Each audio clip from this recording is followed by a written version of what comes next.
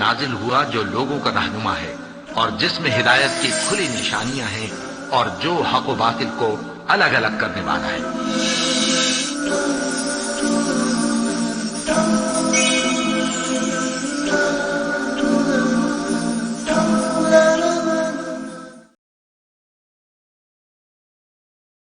الحمدللہ کفا وسلام علی عبادہ الذین اصطفیٰ، اما بعد۔ محترم ناظرین، پروگرام فضائل رمضان کی اس نشست میں آپ حضرات کا استقبال ہے۔ السلام علیکم ورحمۃ اللہ وبرکاتہ۔ آج کی نشست کا موضوع ہے ماہ رمضان اور خواتین۔ اعوذ باللہ من الشیطان الرجیم، بسم اللہ الرحمن الرحیم۔ ان المسلمین والمسلمات والمؤمنین والمؤمنات والقانتین والقانتات والصادقین والصادقات والصابرین والصابرات والخاشعین والخاشعات والمتصدقین والمتصدقات والصائمین والصائمات والحافظین فروجهم والحافظات والذاکرین اللہ کثیرا والذاکرات اعد اللہ لهم مغفرۃ واجرا عظیما۔ رب اشرح لی صدری ویسر لی امری واحلل عقدۃ من لسانی یفقهوا قولی رب زدنی علما سبحانک لا علم لنا الا ما علمتنا انک انت العلیم الحکیم۔ تمام قسم کی تعریفات اللہ وحدہ لا شریک، خالق کائنات، مالک ارض و سما اور مدبر انسجاں کے لیے ہیں۔ اس کے بعد بے شمار درود و سلام نازل ہو جناب محمد الرسول اللہ صلی اللہ علیہ وسلم پر کہ اللہ رب العالمین نے انہیں رحمت للعالمین بنا کر بھیجا۔ اللہم صلی علی محمد وعلی آل محمد کما صلیت علی ابراہیم وعلی آل ابراہیم انک حمید مجید۔ اللہم بارک علی محمد وعلی آل محمد کما بارکت علی ابراہیم وعلی آل ابراہیم انک حمید مجید۔ ناظرین کرام، آج کا موضوع ہے ماہ رمضان اور خواتین۔ اس موضوع کے انتخاب کی ایک اہم وجہ یہ بھی ہے کہ خواتین کے خاص مسائل کا تذکرہ دوبارہ ہو جائے تو زیادہ بہتر ہوگا۔ اسلام دنیا کا وہ واحد مذہب ہے جس نے عورت کو انسان ہونے کا حق دیا ہے۔ اللہ تعالیٰ نے مرد اور عورت کو الگ الگ بنایا ہے، وہ اس لیے تاکہ وہ ایک دوسرے سے پہچانے جائیں۔ جو بھی نیک عمل کرے گا، چاہے وہ مرد ہو یا عورت، اللہ تعالیٰ اس کو پورا کا پورا بدلہ دینے والا ہے۔ اللہ نے کہا سورہ نحل سورہ نمبر 16 آیت نمبر 97، من عمل صالحا من ذکر او انثى وهو مؤمن فلنحيينه حیاتا طیبہ ولنجزینهم اجرهم باحسن ما كانوا يعملون۔ جو کوئی بھی نیک عمل کرے گا، چاہے وہ مرد ہو یا عورت، ہم اس کے لیے دنیا میں بہترین زندگی دیں گے اور ان کے عمل کا ہم بہترین بدلہ دینے والے ہیں۔ اللہ تعالیٰ نے کہا سورہ ال عمران سورہ نمبر 3 آیت نمبر 195، لا اضیع عمل عامل منکم من ذکر او انثى بعضکم من بعض، کہ میں تم میں سے جو مرد ہو یا عورت نیک عمل کرنے والے کے بدلے کو ضائع کرنے والا نہیں ہوں۔ جو آیت میں نے پڑھی ہے وہ تو آیت یہی ہے، سورہ احزاب سورہ نمبر 33 آیت نمبر 35۔ اس میں اللہ تعالیٰ نے جس طریقے سے مسلمان مردوں کا تذکرہ کیا ہے، اسی طریقے سے مسلمان عورتوں کا بھی تذکرہ کیا ہے۔ میرے علم کے اعتبار سے اگر اس آیت پر زیادہ عمل کسی مہینے میں ہو سکتا ہے تو وہ مہینہ رمضان کا ہے، کہ مسلمان مومن ہی روزہ رکھتے ہیں، فرما بردار لوگ ہی روزہ رکھتے ہیں۔ اسی آیت کے اندر یہ بھی لکھا ہوا ہے کہ سچے لوگ ہیں، روزہ رکھنے کے بعد کوئی آدمی جھوٹ نہیں بولتا۔ اسی آیت میں وہ بھی ہے صبر کرنے والے، تو رمضان صبر کا مادہ سکھاتا ہے۔ اسی آیت میں روزہ رکھنے والے، چاہے وہ مرد ہو یا عورت، رمضان کا مہینہ مناسب ہے۔ فرض روزہ تو وہی ہے۔ خشوع و خضوع اختیار کرنے والے، پھر اسی طرح کہا صدقہ و خیرات دینے والے، رمضان کا مہینہ صدقہ و خیرات کا مہینہ ہے۔ اللہ کو یاد کرنے والے، بہت زیادہ یاد کرنے والے، چاہے وہ مرد ہو یا عورت، رمضان کے مہینے سے بہتر میرے حساب سے اس آیت پر عمل اور کسی مہینے میں نہیں ہو سکتا ہے، لیکن اس مہینے میں زیادہ لوگ نیکیاں کرتے ہیں اور ایک دوسرے کو دیکھ کر لوگ آگے بڑھنا چاہتے ہیں۔ تو ماہ رمضان اور خواتین، اس کے تعلق سے چند باتیں یاد دہانی کے طور پر مجھے رکھنی ہیں، اور بھی بہت سارے مسائل میں پہلے بیان کر چکا ہوں۔ خواتین کے لیے ہے کہ وہ جوش و خروش کے ساتھ رمضان کا استقبال کریں، مرد کے لیے بھی ہے، دعاؤں کے اہتمام کے ساتھ رمضان کا استقبال کریں۔ اپنی غلطیوں سے توبہ استغفار کر کے رمضان کا استقبال کریں۔ رمضان سے پہلے ہی یا شروع رمضان ہی میں سحری اور افطاری کے خاص چیزوں کا انتظام کر لیا جائے، کپڑے وغیرہ پہلے ہی بنا لیے جائیں، کیونکہ رمضان کا مہینہ عبادتوں کا مہینہ ہے۔ مگر دیکھنے میں یہ آتا ہے کہ اکثر خواتین آخری عشرے میں زیادہ نظر آتی ہیں، وہ اپنے سرپرست کو لے کر کپڑے وغیرہ خریدنے میں بازاروں میں زیادہ نظر آتی ہیں۔ اگر رمضان سے پہلے یہ تمام کام کر لیے جائیں تو اچھا ہوگا۔ اور یاد رکھیے، رمضان کے مہینے میں آخری عشرہ عبادتوں کے اعتبار سے بہترین عشرہ ہے، بہترین 10 دن ہے۔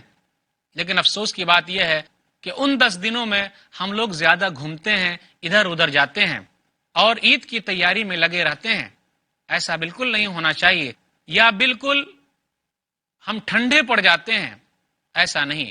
نبی صلی اللہ علیہ وسلم آخری 10 دنوں میں زیادہ عبادت کرتے تھے۔ آپ صلی اللہ علیہ وسلم کی بیویاں بھی زیادہ عبادتیں کرتی تھی۔ خواتین کے لیے ہے کہ وہ افطاری یا سحری کا جو انتظام کر رہی ہیں، وہ یہ سوچے کہ یہ کام ثواب کا کام ہے اور انہیں ثواب ملنے والا ہے۔ اگر وہ حدیث میں پڑھوں تو یہ ان لوگوں کے لیے بھی بہتر ہے اور اچھا ہو سکتا ہے، اور یہ دلیل ان لوگوں کے لیے بھی ہو سکتی ہے کیونکہ یہ لوگ روزہ داروں کے لیے افطاری کا انتظام کرتی ہیں۔ سنن ترمذی کتاب الصوم کتاب نمبر 6 حدیث نمبر 807، من فطر صائما کان له مثل اجرہ غیر انہ لا ينقص من اجر الصائم شیئا، جس نے کسی روزے دار کو افطار کرایا تو اسے بھی بدلہ ملے گا، اور جو روزہ افطار کرے گا اسے بھی بدلہ ملے گا، کسی کے بدلے میں کچھ بھی کمی نہیں ہوگی۔ خواتین کے لیے ہے کہ وہ اپنا وقت زیادہ تر سحری اور افطاری بنانے میں نہ لگائیں۔ قابل مبارکباد ہیں وہ خواتین جو سحری اور افطاری کا انتظام کرتی ہیں، لیکن ان کے لیے مناسب ہے اور ضروری ہے کہ وہ اپنا کچھ وقت نکال کر ذکر و اذکار، تلاوت قرآن میں لگائیں۔ بہت ساری خواتین تو ایسی ہیں کہ جب حیض کے ایام سے وہ گزرتی ہیں تو وہ اپنے آپ کو یہ سمجھ لیتی ہیں کہ رمضان کے مہینے میں اب کچھ نیکی نہیں ہو سکتی۔ ایسا بالکل نہیں ہونا چاہیے۔ اسی طرح جو خواتین نفاس کے دور سے گزرتی ہیں، بچے کی ولادت کے بعد اس مرحلے سے جو رہتی ہیں، تو وہ بھی رمضان کے مہینے میں اور دوسرے طریقے سے عبادات نہیں کر سکتی، تو ان کے لیے ہے نیکیاں تو جمع کرے۔ اگر وہ نماز نہیں پڑھ سکتی، روزے نہیں رکھ سکتی کیونکہ یہ حکم نہیں ہے، تو وہ کم سے کم صدقہ و خیرات تو کر سکتی ہیں، اللہ کا ذکر کر سکتی ہیں، چھوٹی موٹی دعائیں تو یاد کر سکتی ہیں، اللہ اکبر، سبحان اللہ، والحمدللہ، اس کا ورد تو کر سکتی ہیں، استغفر اللہ، لا حول ولا قوت الا باللہ، چھوٹے چھوٹے ذکر و اذکار کرنے میں کوئی حرج کی بات نہیں ہے۔ اسی طرح سبحان اللہ و بحمدہ سبحان اللہ العظیم، ان اذکار کا ورد کرنا کوئی حرج کی بات نہیں ہے۔ اسی طرح قرآن کو بغیر دیکھے پڑھنا، اس مرحلے میں کوئی حرج کی بات نہیں ہے۔ جو حدیث بیان کی جاتی ہے کہ حائضہ عورت قرآن کو نہ پڑھے تو وہ حدیث ضعیف ہے۔ سنن ترمذی کتاب الطہارہ کتاب نمبر 1 حدیث نمبر 131، لا تقرأ الحائض ولا الجنب شیئا من القرآن، کہ حائضہ عورت اور جنبی قرآن کا کچھ بھی حصہ نہ پڑھے۔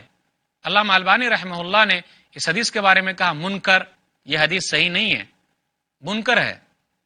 ہاں، قرآن کو بغیر چھوئے ہوئے وہ پڑھ سکتی ہے، علماء کا راج قول یہی ہے۔ بہت ساری عورتیں یہ سمجھتی ہیں کہ حیض آنے کی وجہ سے رمضان کے مہینے میں نیکیاں جمع کرنے کا جو موقع تھا وہ ختم ہو گیا، چلا گیا۔ بالکل نہیں۔ اگر اللہ تعالیٰ نے یہ چیز جو رکھی ہے اس کے اندر بھی اللہ کی بڑی حکمت ہے اور اللہ تعالیٰ اس کو بہتر جانتا ہے۔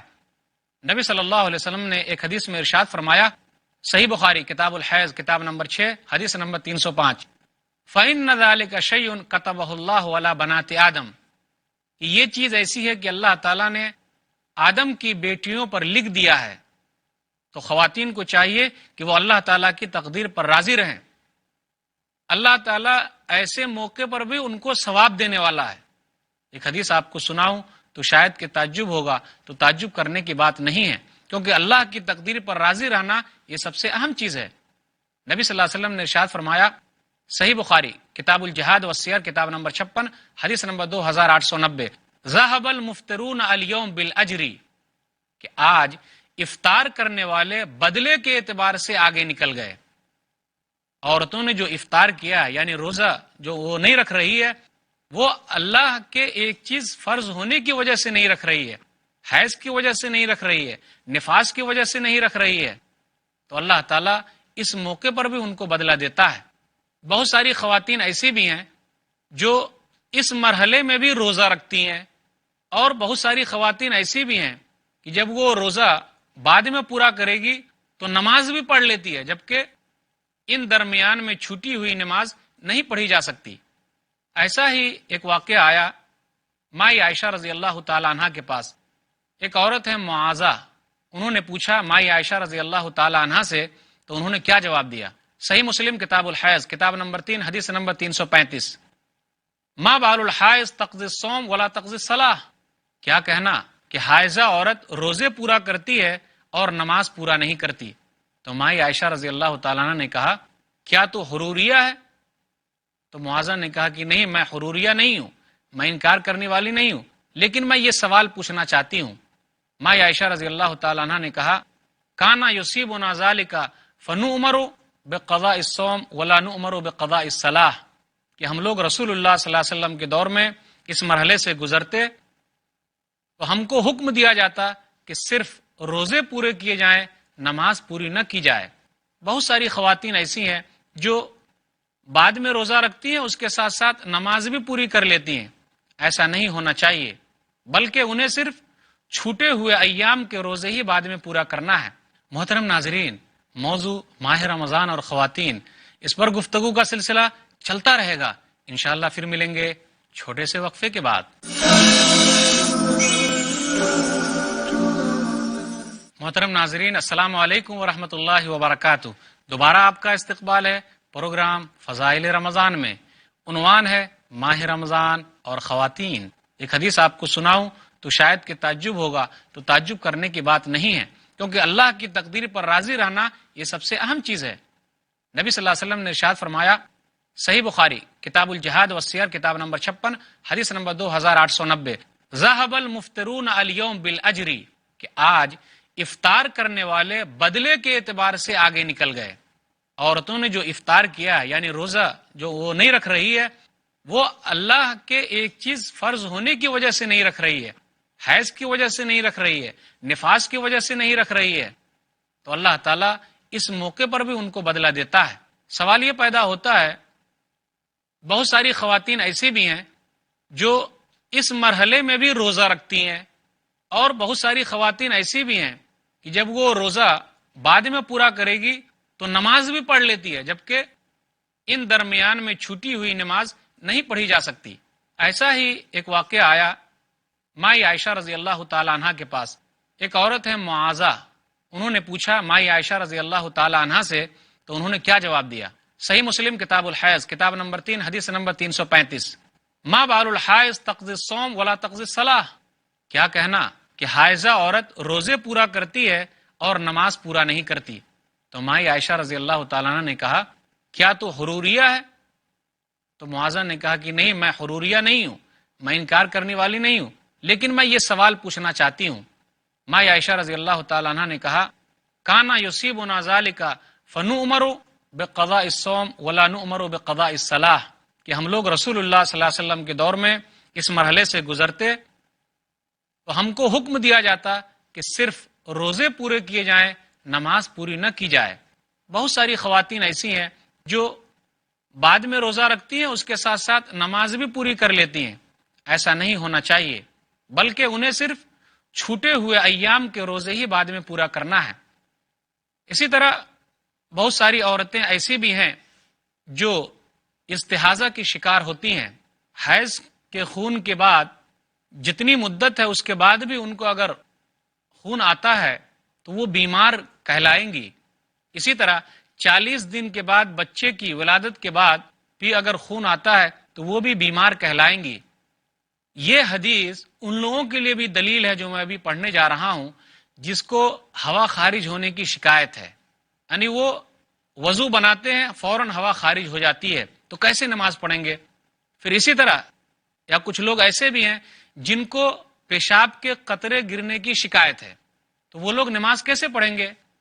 تو یہ حدیث ہے سنن ابی داؤد کتاب الطہارہ کتاب نمبر 1 حدیث نمبر 286 کہ نبی صلی اللہ علیہ وسلم نے فاطمہ بنت ابی حبیش سے کہا، تم تو جانتی ہو کہ حیض کا خون جو ہے وہ کالا ہوتا ہے، سیاہ ہوتا ہے، اس کے علاوہ اگر خون آئے فتوضئی وصلی فانما هو عرق، تو وضو کر اور نماز پڑھ کیونکہ وہ رگ کا خون ہے۔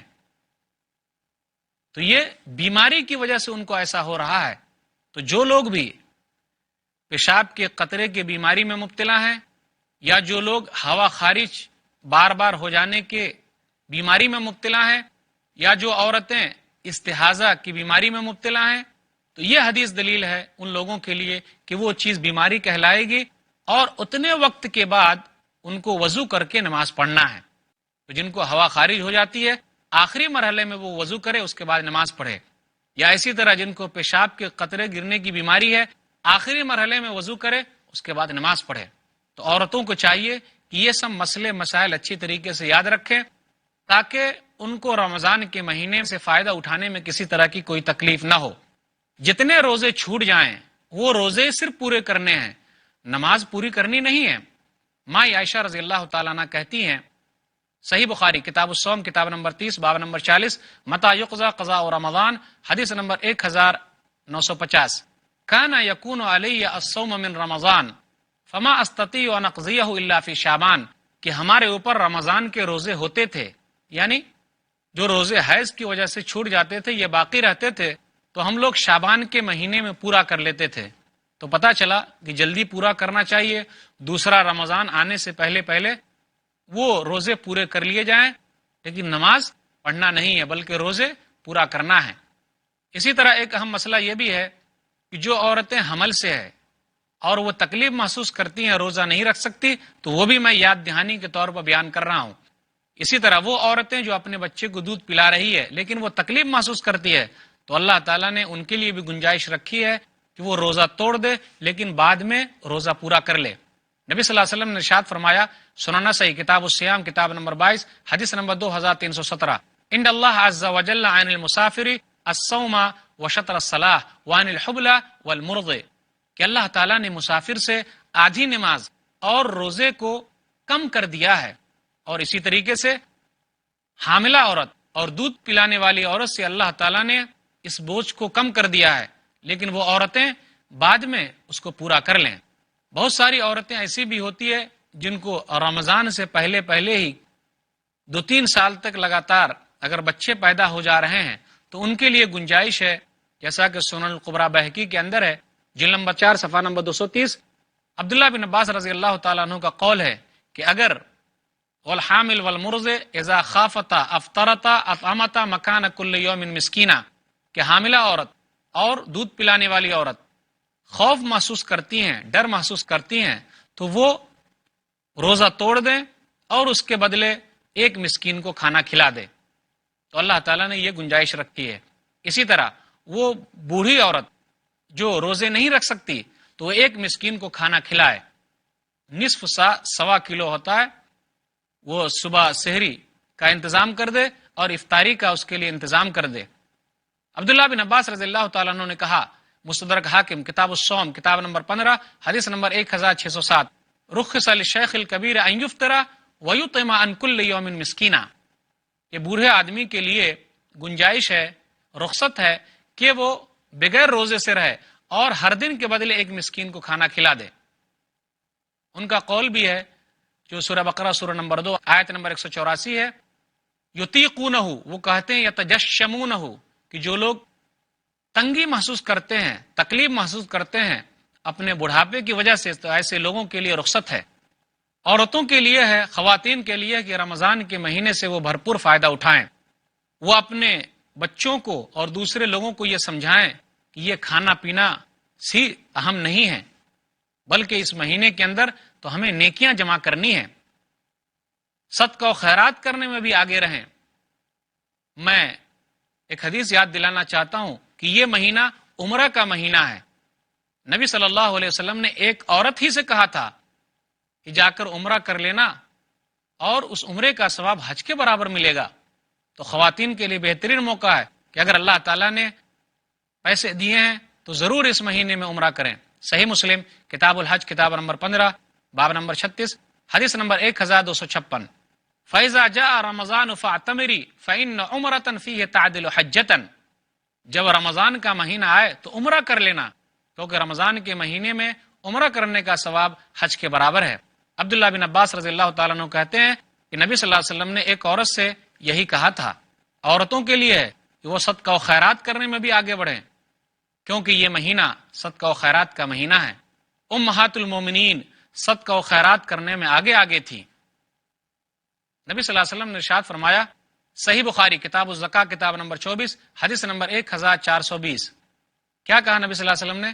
جب نبی صلی اللہ علیہ وسلم سے پوچھا گیا کہ آپ سے سب سے پہلی ملاقات کس بیوی سے ہوگی، تو نبی صلی اللہ علیہ وسلم نے کہا اطولکن یدن، اس بیوی سے ہوگی جس کے ہاتھ لمبے ہیں. تو لوگوں نے نبی صلی اللہ علیہ وسلم کی بیویوں کے ہاتھ ناپنے لگے. ام المومنین سودا رضی اللہ تعالی عنہا کے ہاتھ لمبے تھے. ہاتھ لمبے ہونے کا مطلب کیا؟ وکانت تحب الصدقہ، کہ وہ صدقہ و خیرات کو بہت پسند کرتی تھیں. عورتیں صدقہ و خیرات میں آگے تھیں، صحابیات بھی آگے تھیں. عبداللہ بن عباس رضی اللہ تعالیٰ عنہ نے کہا، صحیح بخاری کتاب الزکاة کتاب نمبر 24 حدیث نمبر 1431، کہ نبی صلی اللہ علیہ وسلم عید کے دن نکلے، آپ نے نماز پڑھائی، اس کے بعد آپ عورتوں کے پاس گئے. بلال رضی اللہ تعالیٰ عنہ آپ کے ساتھ ہیں، آپ نے نصیحت کی اور آپ نے صدقہ و خیرات پر ابھارا. تو وہ عورتیں اپنے کنگن اور کان کی بالیاں تک نکال کر آپ کو دینے لگی. تو عورتیں بھی صدقہ و خیرات میں آگے تھیں. اسی طرح اگر تراویح کا انتظام کیا گیا ہے تو عورتوں کو چاہیے کہ اس میں بھی جائے. نبی صلی اللہ علیہ وسلم اپنی بیویوں کو جمع کیا اور ایک ساتھ آپ نے تراویح پڑھائی. سنن ابی داؤد کتاب شہر رمضان کتاب نمبر 6 حدیث نمبر 1375. جمع اہلہ ونساءہ والناس فقام بنا حتی خشینا ان یفوتنا الفلاح. کہ ابو ذر نے کہا کہ رسول اللہ صلی اللہ علیہ وسلم نے اپنے گھر والوں کو اور اپنی بیویوں کو اور لوگوں کو جمع کیا، پھر اس کے بعد آپ نے نماز پڑھائی. ہمیں ڈر لگنے لگا کہیں ایسا نہ ہو کہ فلاح یعنی سحری کا وقت ختم ہو جائے. اگر عورتوں کے لیے مسجد میں اعتکاف کا انتظام ہے تو وہاں بھی وہ جائے، اعتکاف کرے. نبی صلی اللہ علیہ وسلم کی بیویوں نے اعتکاف کیا ہے. صحیح بخاری کتاب الاعتکاف کتاب نمبر 33 حدیث نمبر 2026. اسی طرح عورتوں کو چاہیے کہ ان کو عیدگاہ لے جایا جائے تاکہ وہ مسلمانوں کی دعاؤں میں شریک رہیں، وہ عورتیں بھی جو عورت حیض سے ہیں. صحیح بخاری کتاب العیدین کتاب نمبر 13 حدیث نمبر 980. اسی طرح عورتوں کو چاہیے کہ وہ اپنی طرف سے صدقہ فطر بھی ادا کرے. صحیح بخاری کتاب الزکاة کتاب نمبر 24 حدیث نمبر 1503. تو یہ چند مسائل تھے اور مسائل کا تذکرہ پہلے ہو چکا ہے. تو یہ چند باتیں تھی. اللہ تعالیٰ سے دعا ہے کہ اللہ تعالیٰ ان باتوں پر خواتین کو عمل کرنے کی توفیق دے. آمین. وآخر دعوانا الحمدللہ رب العالمین وصلی اللہ علی نبینا محمد وآلہ وصحبہ اجمعین. والسلام علیکم ورحمۃ اللہ وبرکاتہ.